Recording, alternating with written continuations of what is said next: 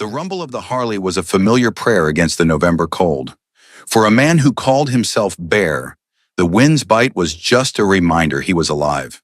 His leather jacket, scarred with the maps of 1,000 journeys, was a second skin. Thanksgiving was a ghost of a holiday for him, a day for other people, other families. He was just passing through a forgotten stretch of Ohio, where tired houses leaned against each other for support, their windows like vacant eyes.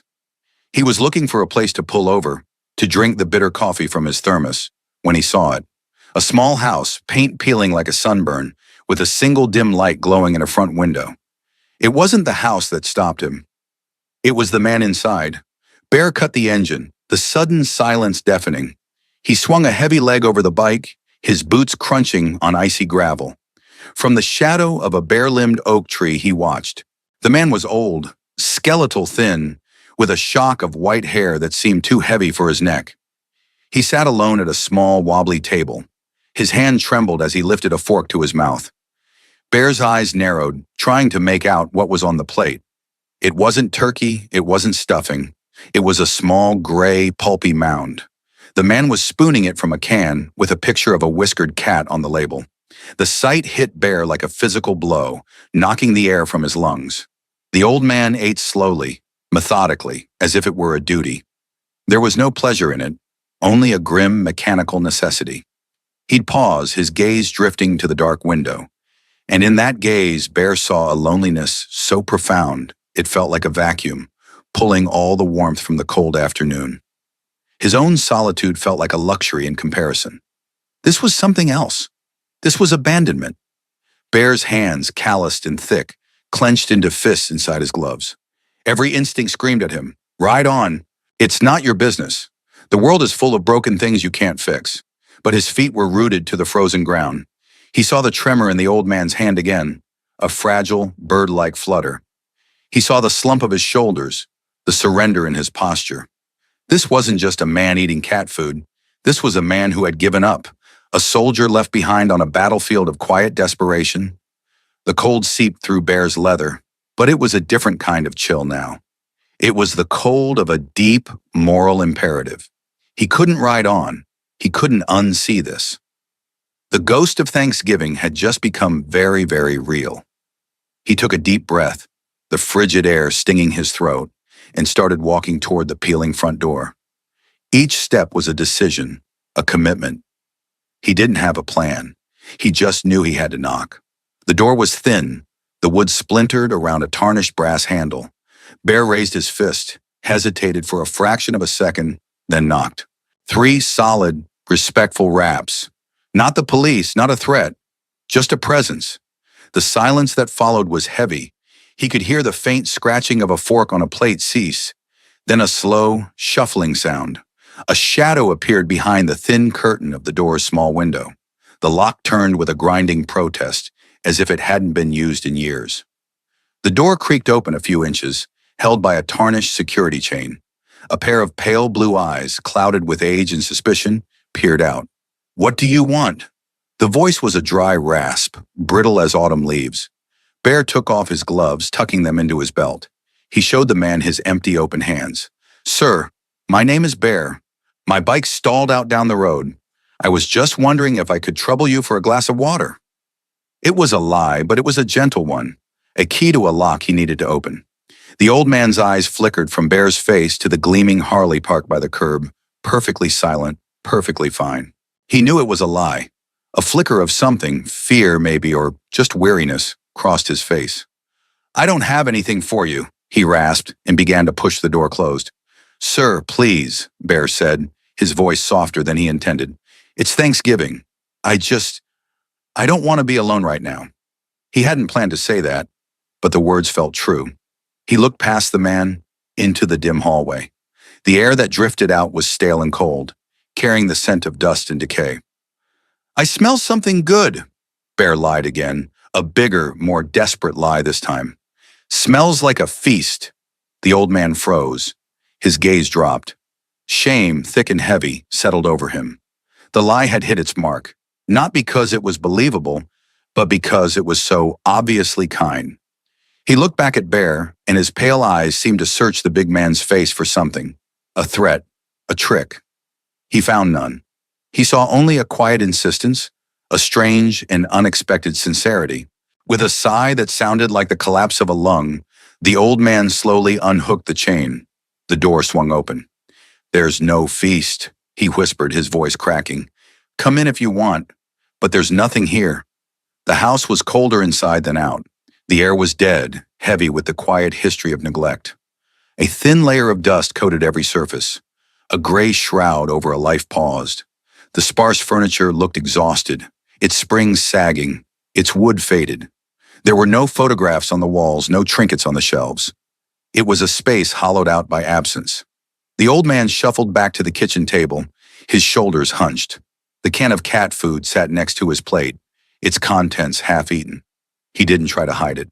The energy for pretense was long gone. "My name is Arthur," he said, his back to Bear. He sank into his chair, the wood groaning in protest. "And that's a lie. Your bike is fine." "Yes, sir, it is," Bear admitted quietly. He remained by the door, not wanting to crowd the man. He took in the details. The threadbare blanket draped over Arthur's shoulders, the worn-out slippers on his feet, the single bare bulb hanging from the ceiling, casting long, lonely shadows. The thermostat on the wall was dark. The heat was off. "Then why are you here?" Arthur asked, not turning around.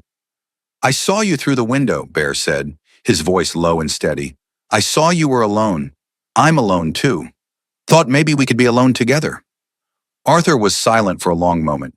He poked at the gray mush on his plate with his fork. "This is all I have," he said, the words heavy with a humiliation that felt ancient. Bear's throat tightened. He looked at the man's hands. The knuckles were swollen, the skin thin as paper. On a small table by a dusty armchair, he saw it, a folded American flag in a triangular wooden case. Next to it, a single frame photograph of a young soldier, impossibly handsome and proud, his uniform crisp. It was Arthur. Younger, stronger, a lifetime ago. "You served," Bear stated, not a question. Arthur nodded, his gaze still fixed on his plate.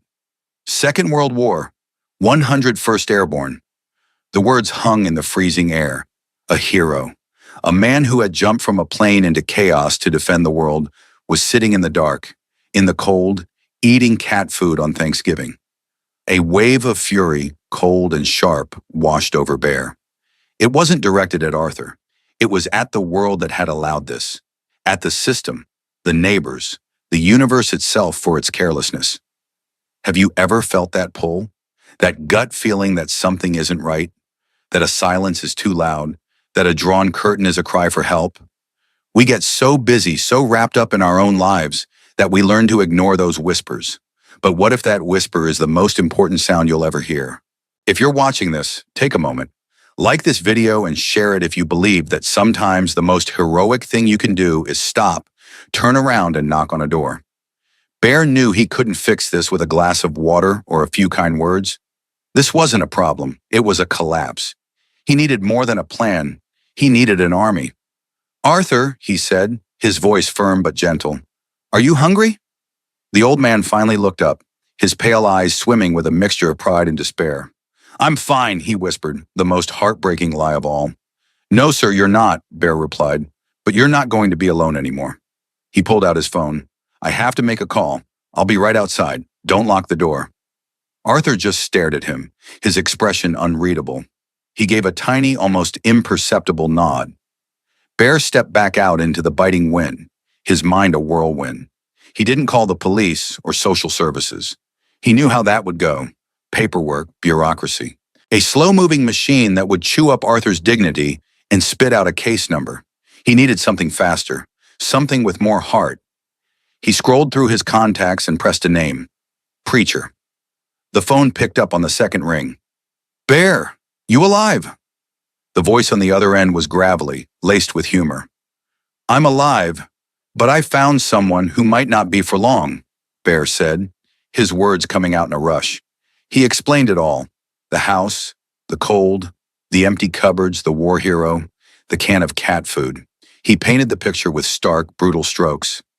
As he spoke, he watched the front window, where Arthur's silhouette sat, perfectly still. There was a long silence on the other end of the line. Preacher, the president of the Rough Saints Motorcycle Club, was a man of few words but decisive action. He was a Vietnam vet himself, a man who understood sacrifice and abandonment better than anyone. "Where are you?" Preacher asked. His voice had lost all its humor. It was flat, hard steel. Bear gave him the address. "Preacher, this man, he fought for us. He's freezing to death in the dark." "Not on our watch," Preacher said, the words a solemn vow. "I'm putting out the call. How many you think we need?" Bear looked at the small, dilapidated house. It needed everything. Heat, food, repairs, hope. "All of them," Bear said. "Tell them to bring all of it." "Done," Preacher said. "We're on our way. Hold the line, brother. The cavalry is coming." The call ended. Bear leaned against the cold frame of his bike, the metal chilling him to the bone. He looked up at the gray sky, a flat, unforgiving ceiling. He had just started a fire. Now he had to pray it would be enough to burn through the cold. He had set in motion something he couldn't control, a force of nature made of leather, chrome, and scarred knuckles. The Rough Saints weren't a charity. They were a brotherhood, a tribe of outsiders bound by loyalty. They took care of their own. And today, Arthur was one of their own. Within an hour, the quiet, forgotten street began to rumble. It started as a low growl in the distance. A vibration felt more than heard. Then it grew, a wave of thunder rolling over the sleepy town. One by one they came. Motorcycles, dozens of them, their headlights cutting through the twilight gloom. They were followed by pickup trucks and beat-up vans. They pulled up along the curb, engines idling like sleeping dragons before falling silent. Doors opened. Men and women swung off their bikes. They were big, bearded, covered in leather and patches that told stories of miles and loyalties. The Rough Saints, and they weren't alone. They had brought their families, their friends, people from the community who had heard the call. Carpenters, electricians, plumbers, nurses, people who knew how to fix things. Not just leaky pipes and faulty wiring. Broken lives. They didn't storm the house. They gathered on the sidewalk, a quiet, formidable army. Preacher, a mountain of a man with a gray beard and kind eyes, found Bear. He put a heavy hand on his shoulder. "You did good, brother." Bear just nodded, his throat too thick to speak. He looked at the crowd. There must have been 50, 60 people already, with more cars pulling up. They carried toolboxes, blankets, and bags of groceries. The air was buzzing with a quiet, determined energy. Bear went back to the door and knocked softly. "Arthur? It's me, Bear. I brought some friends." The door opened again, the chain off this time. Arthur stood there, his small frame dwarfed by the doorway. He looked past Bear at the crowd gathering on his lawn. Fear widened his eyes. He looked like a cornered animal. His hand flew to his chest. "What is this?" he stammered, his voice trembling. "I don't want charity. I don't need—" "It's not charity, Arthur," Bear said, stepping in front of him, shielding him from the view of the crowd. "It's respect. It's a thank you, from one generation to another." Preacher came up the steps, moving with a surprising grace for a man his size. He stopped a few feet from Arthur, his head bowed slightly. "Sir," he said, his voice a low rumble, "we heard one of our own was in trouble. We've come to help. We would be honored if you'd let us." Arthur looked from Bear to Preacher, his chest rising and falling rapidly. His pride was a fortress, its walls built over decades of self-reliance and hardship. But the fortress was crumbling. He looked at the faces in the crowd. He didn't see pity. He saw resolve. He saw respect. A woman, a nurse named Sarah, whose husband was a saint, stepped forward. She held a thick wool blanket. "Sir, you look cold. Can I at least bring this inside for you?" she asked, her voice gentle. That simple human offer was the one that breached the walls. Arthur's shoulders slumped. A single tear traced a path through the dust on his cheek. He gave a jerky nod, unable to speak. That was the signal. The army moved. They moved with a quiet, practiced efficiency. It was a beautiful, chaotic ballet of purpose. The electricians went straight for the breaker box, their headlamps piercing the gloom. The plumbers descended into the basement. A team of women, led by Sarah, gently guided Arthur to his armchair, wrapped him in the warm blanket, and started taking his vitals. He was dangerously underweight and dehydrated, his blood pressure alarmingly low. While they tended to him, others started on the house. Windows were thrown open, letting out the stale air of despair and letting in the crisp, cold air of change. Men and women in leather vests hauled out bags of trash, years of accumulated neglect. They moved with a reverence for the space, for the man who lived there. The kitchen was the first focus.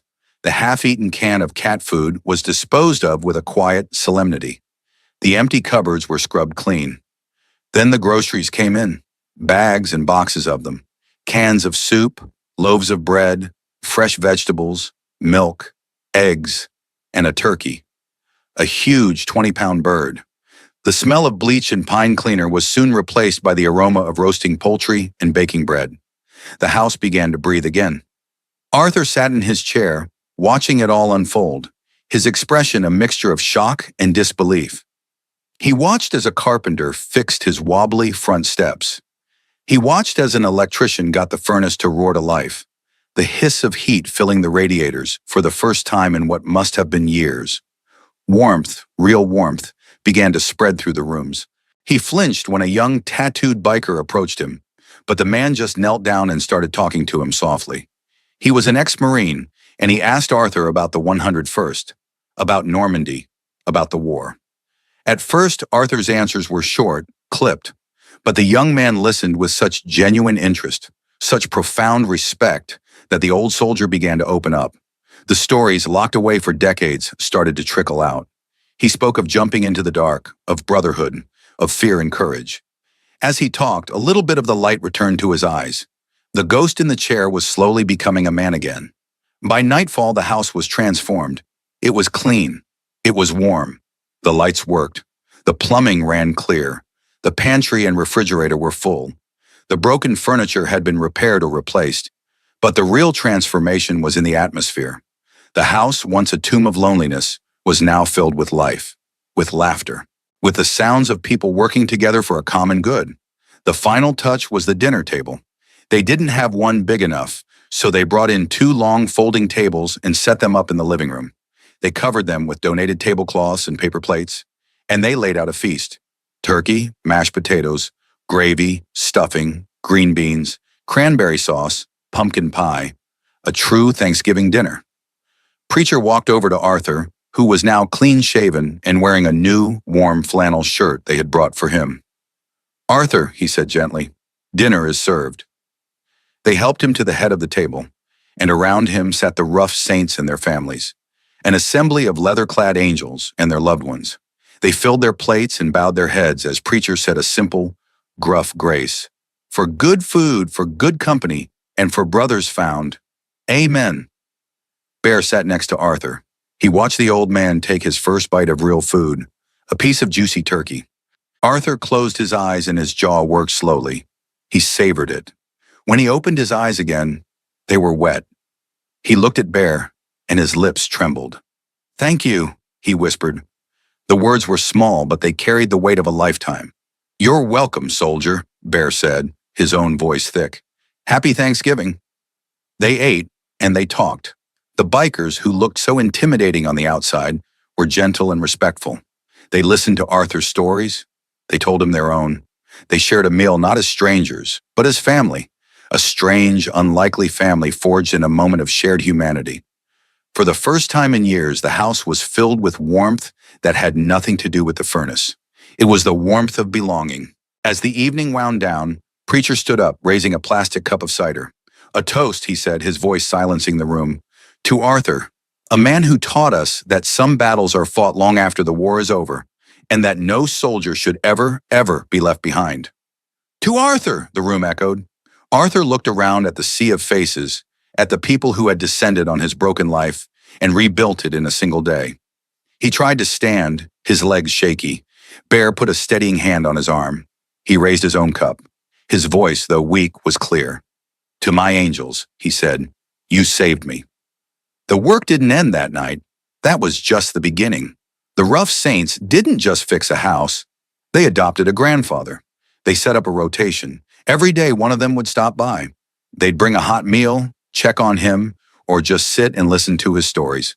The young Marine became a regular visitor, bringing history books and listening for hours as Arthur recounted his life. Sarah, the nurse, arranged for proper medical care. A doctor made a house call, adjusting Arthur's medications and setting up physical therapy. His health, which had been in a slow, steady decline, began to improve dramatically. The tremor in his hands lessened. He gained weight. The color returned to his face. The community, inspired by the story which slowly trickled out, joined in. A local grocery store set up a free weekly delivery for him. The town's historical society invited him to speak to school children about his experiences in the war. Arthur, who had been invisible for so long, was suddenly seen. He was a pillar of the community, a living piece of history. Bear was a constant presence. He'd stop by most afternoons on his way home from his job at a local machine shop. He and Arthur would sit on the newly repaired porch, drinking coffee and watching the world go by. They didn't always talk much. They didn't need to. They shared a comfortable silence, the kind that only exists between people who have seen the worst in the world and the best in each other. One afternoon, Arthur turned to Bear. "You know," he said, his voice stronger than it had been in years. "That first day, when you knocked, I almost didn't answer. I was ready to just fade away." "I'm glad you answered," Bear said simply. "You have a good heart, son," Arthur said, placing a frail hand on Bear's arm. "Under all that leather." Bear just grunted, a small wry smile touching his lips. "Don't tell anyone. It'll ruin my reputation." The story of Arthur and the bikers spread, becoming a local legend.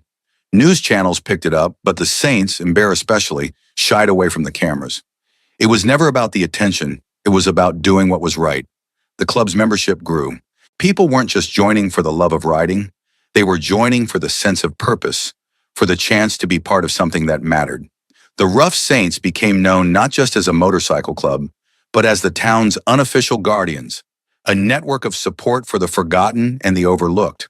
They organized food drives, repaired homes for other elderly residents, and became a symbol of community strength. They were a family, and their family was now 190 members strong, a network of angels on two wheels. Arthur lived for 3 more years. They were the best 3 years of his life. He wasn't just surviving, he was thriving. He was surrounded by friends, by respect, by love. He was no longer a ghost in a cold house. He was a patriarch, a storyteller, a cherished elder. When he passed away peacefully in his sleep, it wasn't in a cold, empty house, but in a warm bed, in a home filled with the memories of laughter and camaraderie. His funeral was standing room only. The church was filled with bikers in leather vests, their chrome machines lining the street for blocks. They stood shoulder to shoulder with townspeople, with the mayor, with the children who had listened, wrapped to his stories. They came to pay their respects to a war hero and to the brotherhood that had given him back his dignity. Bear gave the eulogy. He didn't talk for long. He just told the story of a cold Thanksgiving, a can of cat food, and a knock on a door. Years later, the Rough Saints still hold their Thanksgiving dinner at the community hall. It's their biggest event of the year, and every year before they eat, they raise a glass. The toast is always the same. Preacher, now older, his beard completely white, bellows it out. "To Arthur!" And 190 voices, a chorus of gravel and grace, roar back. "No soldier left behind." Heroes don't always wear capes or uniforms. Sometimes they ride motorcycles. Sometimes they're the quiet neighbor who notices the mail piling up. Sometimes they're the person who sees a stranger crying in a coffee shop and asks if they're okay. The potential for heroism lives in all of us. It's born in the moment we choose to turn our attention outward, in the moment we decide that another person's suffering is our business. What happened on that cold Thanksgiving wasn't a miracle.